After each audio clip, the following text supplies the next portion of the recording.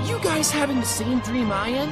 We've been living above an entire world, and we didn't even know it.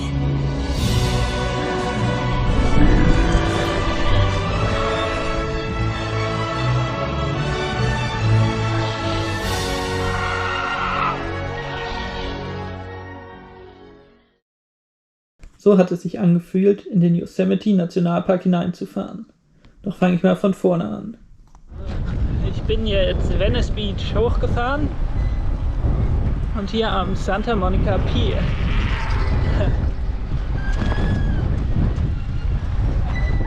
Mit dem Flugzeug aus Bolivien bin ich in LA gelandet. Von dort aus ging es erst einmal immer die Westküste nach Norden.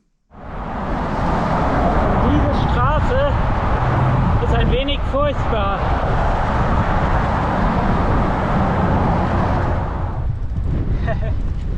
Erster Pass in USA. 300 Meter, hält sich riesig.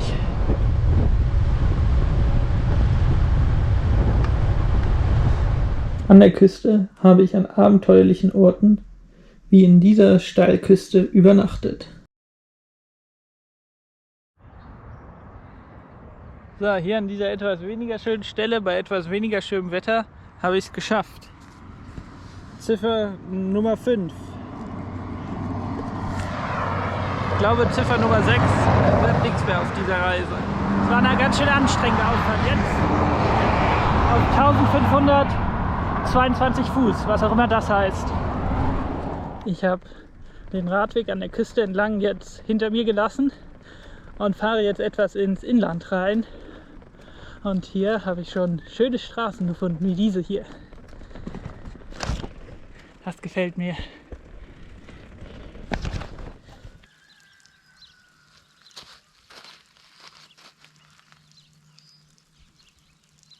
Das ist angenehm. Entering the valley. Da hinten im Dunst kann man schon die Sierras erkennen. Noch ungefähr 120 Kilometer entfernt. Ja, schon 15 Kilometer gefahren heute. Und der Nationalpark beginnt. Ja, wie es aussieht, muss ich gleich bezahlen, um da reinzukommen. Diesmal führt kein Weg dran vorbei. Ja, jetzt geht's 1500 Höhenmeter hoch und 300 habe ich schon hinter mir. Hier ist Tunnel Walk. Das ist eines der sehr wenigen Fahrzeuge heute. Fahre ich hier durch. Ha. Das sollen die Freunde in ihren Pickups mir erstmal nachmachen.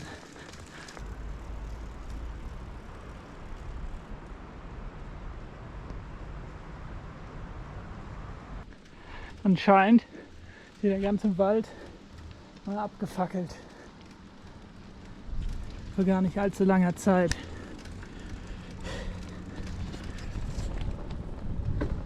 So, jetzt geht's in den großen Wald rein, oder wie das Ding heißt. Und der Baum hier ist schon 4 Meter Durchmesser ungefähr.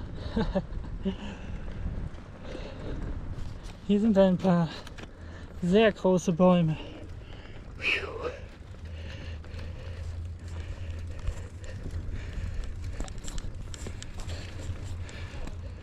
1954 Meter.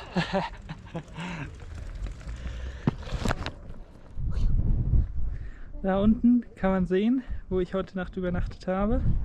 Dann bin ich hier die Straße hochgefahren und am Ende diese Schlängelstraße.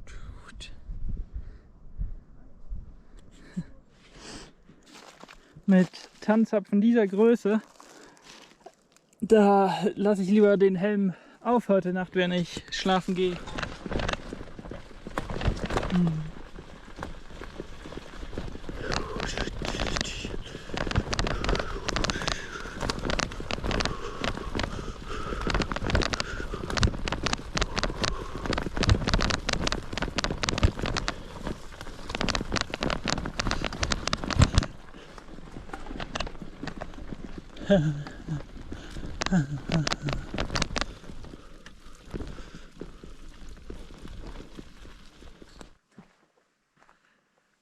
Ich bin hier An so einem Baumstamm angekommen, wo sich einer eine Hütte reingebaut hat. Vor langer Zeit. Weiß nicht, ob man überhaupt was sieht. Nein, sieht man nicht. Und ich werde hier campen. Hoffentlich kommt niemand, der mir sagt, dass ich das nicht darf, weil das darf ich nicht. Aber ich denke, ich bin ziemlich weit im Wald drin. Da wird das nicht passieren. Das ist der Platz, wo ich plane zu campen. Und da steht wieder so einer von diesen riesigen Bäumen. Bestimmt 60 Meter hoch oder so. Und der Baumstamm hat einen Durchmesser von bestimmt 7 Metern. Riesig. Und damit der Bär mein Essen über Nacht nicht frisst, habe ich es fachmännisch circa 100 Meter von meinem Zeltplatz entfernt einen Baum hochgezogen. Jetzt kommt er wieder runter. In einer interessanten Wendung der Dinge hat es angefangen zu schneien. Jetzt hat es in der letzten halben Stunde alles vollgeschneit und ich habe mich sehr warm angezogen, damit es jetzt weitergehen kann.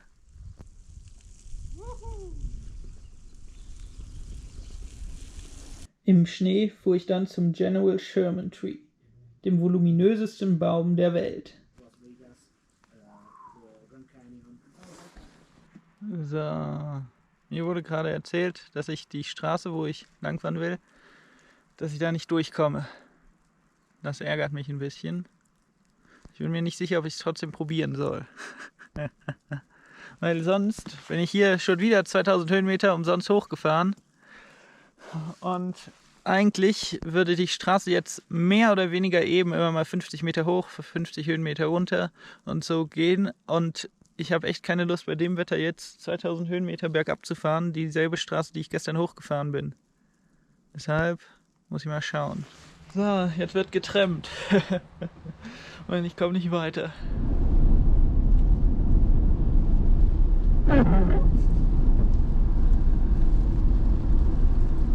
So the rest of the road is going to be like this going there. I'll come back and check on you here periodically. Restrooms. Is the water working? Water's on, yes, absolutely. Yep. Water's on, so just keep it water.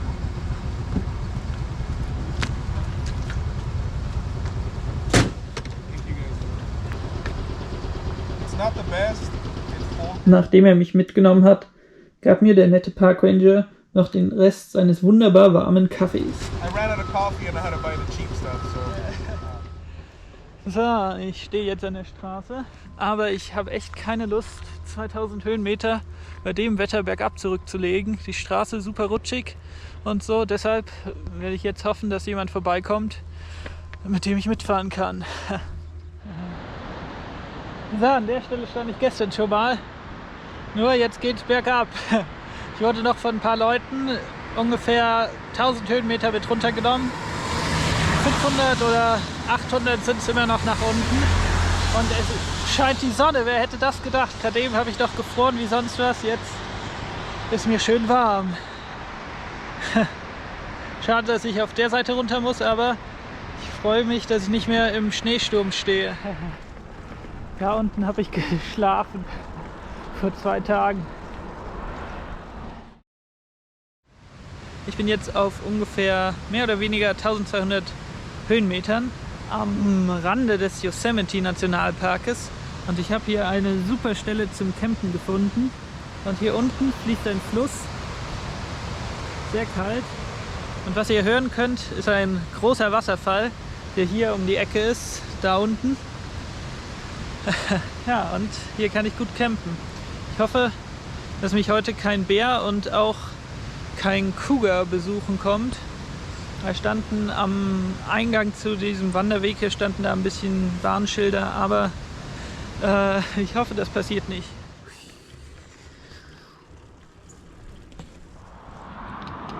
Ich bin jetzt am Pass, oben, knapp unter 2000 Metern Höhe, oder wie viele Fuß auch immer die hier übereinander gestapelt haben, um oben zu sein. Und jetzt geht's bergab, diese Straße runter, bis nach Yosemite Valley. Und dort soll es angeblich ganz schön sein.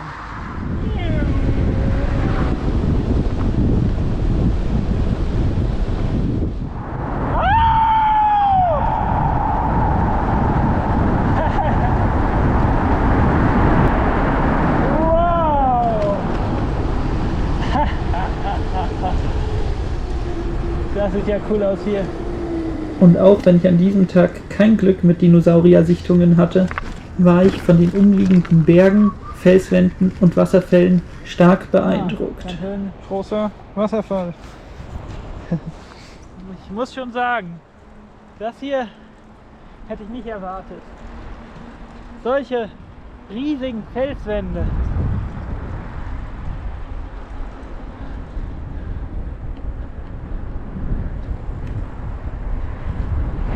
Das gefällt mir sehr gut. Ich bin heute wandern. Ich bin schon ein Stück nach oben gelaufen. Aber das Ziel für heute liegt da oben.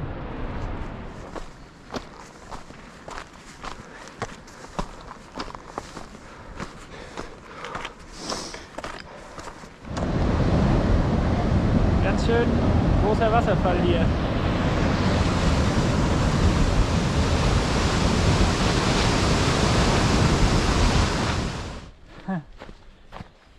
Hier ist es schön zu wandern. Und hier riecht es so gut nach Kiefer. Ich fühle mich ein bisschen wie im Thüringer Wald. Ja, ich bin jetzt oben angekommen. Da hinten kann man ziemlich gut den Berg sehen, Half Dome. Und wenn das hier nicht mal ein guter Spot ist, um ein Nutella-Brot zu essen.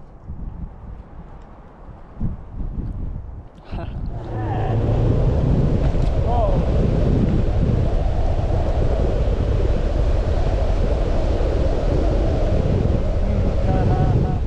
Nachdem ich jetzt fast nochmal 700 Höhenmeter hochfahren musste, bin ich jetzt endlich hier oben angekommen, auf dem Pass. Und jetzt geht's wieder bergab. Yay! Ganz schöner Gegenwind!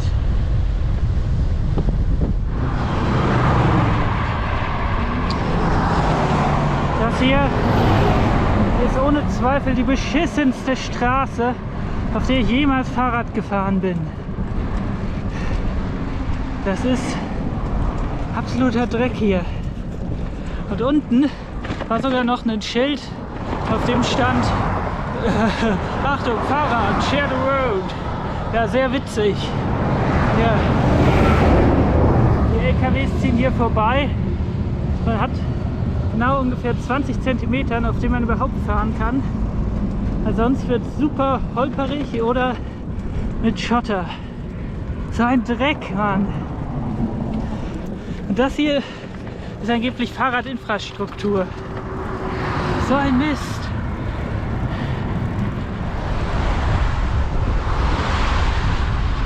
So ein Scheiß hier, Mann.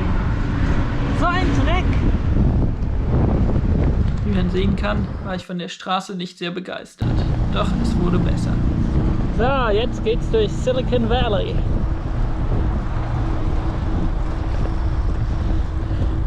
Jetzt bin ich schon 30 Kilometer heute gefahren. Und es geht sehr gut mit einem leichten Rückenwind. Macht Spaß.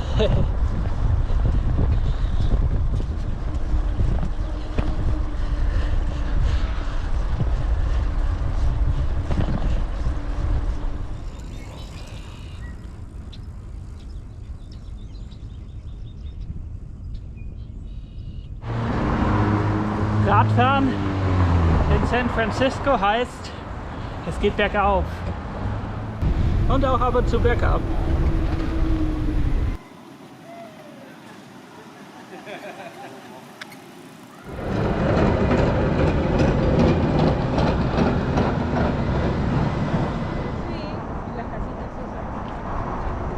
Netterweise hatten die Freunde hier eine Brücke genau in der Farbe meines Fahrrades hingebaut.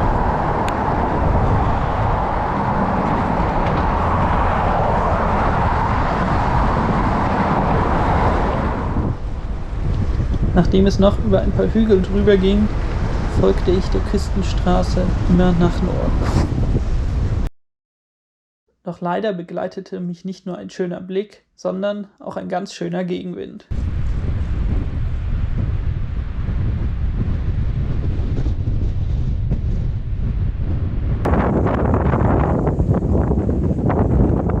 Ich habe hier gezeltet Heute Nacht hat es die ganze Nacht und eigentlich auch relativ stark geregnet.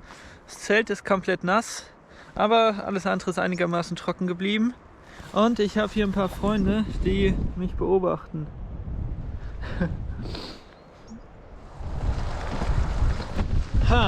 Ein Hindernis.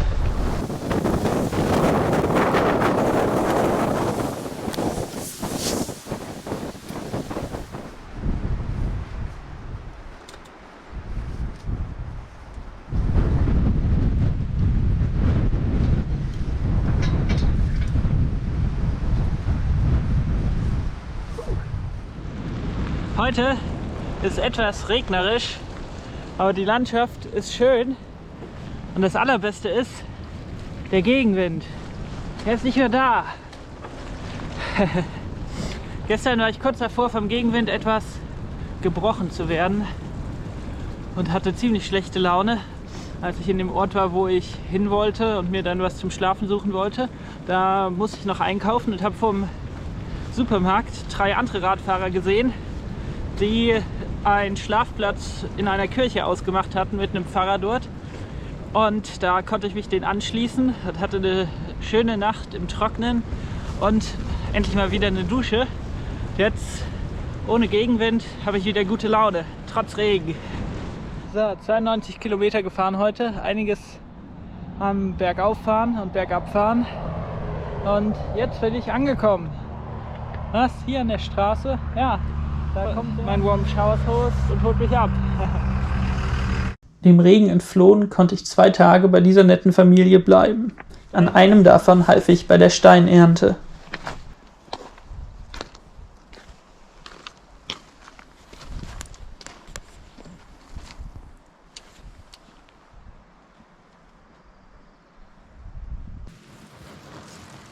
Und wieder einmal ging es zwischen sehr großen Bäumen hindurch.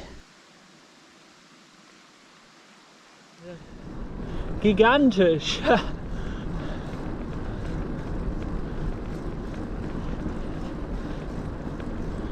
Und wie hoch die sind!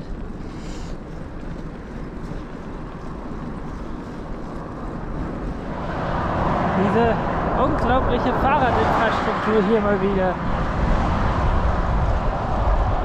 Eine schöne Lagune zu meiner Linken. Redwood National and State Parks.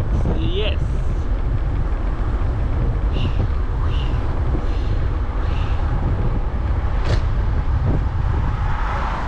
Der Ozean. Da hinten ist Japan. Wer lenkt das Fahrrad? Yes, Oregon. Und mit einem feuchten Willkommensgruß seitens Oregon verließ ich California und kam in meinen 2. US-Bundesstaat. Wow, großartiger Ausblick. Ein großartiges Wetter. Oh ja! Klasse Wetter! Immer ein bisschen Rückenwind. So eine schöne Aussicht hier. Mit Regen, Meer, Lagune und tatsächlich einem Platten. Hier mit tollen Metallteilen, die anscheinend hier auf der Straße rumlagen. Habe ich mir einen gefahren, jetzt darf ich im Regen Fahrrad flicken. Super klasse. Regen, 9 Grad. Großer Highway neben mir, wird ständig nass gespritzt von den Autos, die vorbeikommen. Mittelmäßig. Doch, wer hätte es gedacht? Hilfe nahte. Shorten the process a little bit. Where are you going to? You shouldn't need those because you could pinch your tube. Just put out? Yeah. Okay. Yeah. I am always reading and looking on YouTube. Ja. Schöne Stelle überm Strand. Fahrrad, Strand und Meer.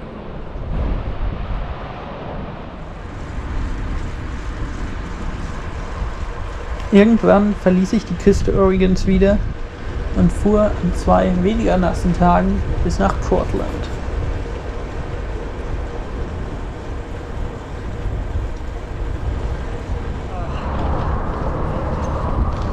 Und jetzt bin ich auf der großen Brücke über den Columbia River und fahre nach Oregon rein. Natürlich meinte ich Ocean.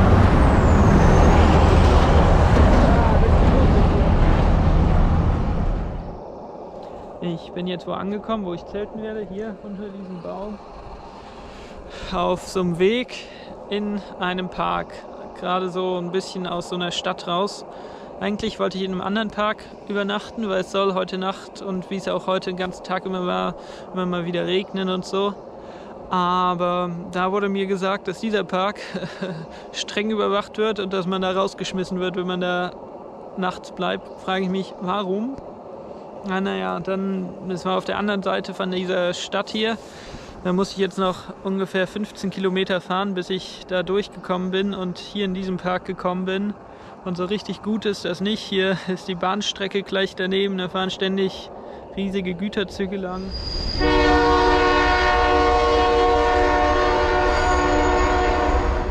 Hoffentlich werde ich schlafen können einigermaßen. Und es ist jetzt auch schon 7:30 und ich koche gerade erst Abendessen. Ich habe ganz schön Hunger. Naja. So, jetzt geht's auf die Fähre.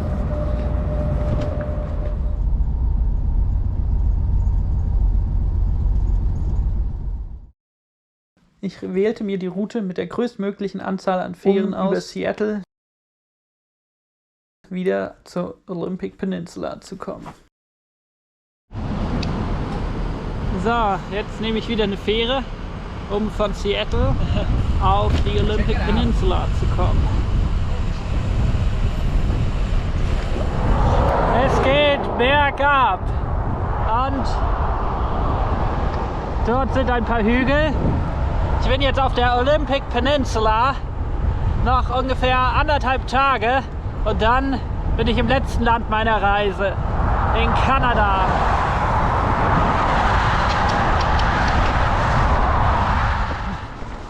Und wer hätte das gedacht? Ich habe hier sogar einen Radweg gefunden. So, ich bin gerade angekommen an meinem letzten Campspot in den USA. Morgen fahre ich nach Port Angeles und bin da noch bei einem Warm Showers Host einquartiert. Und dann übermorgen fahre ich mit der Fähre rüber nach Vancouver Island. Da hinten sind Inseln. Ich weiß nicht, ob das Vancouver Island ist, aber kann schon sein, dass man hier bis Kanada gucken kann. Und hier ist sehr schön mit Meerblick und kleinem Strand. Ich glaube, ich gehe mal noch eine Runde baden.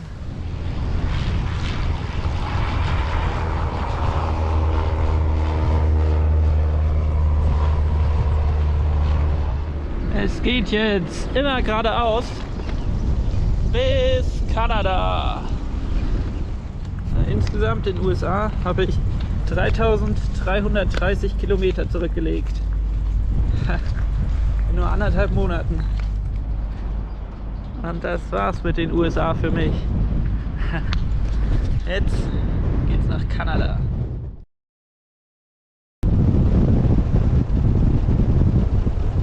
Ich habe ein Riesenproblem. Ich habe meine Benzinflasche irgendwo im Schnee verloren. Geh weg! Oh!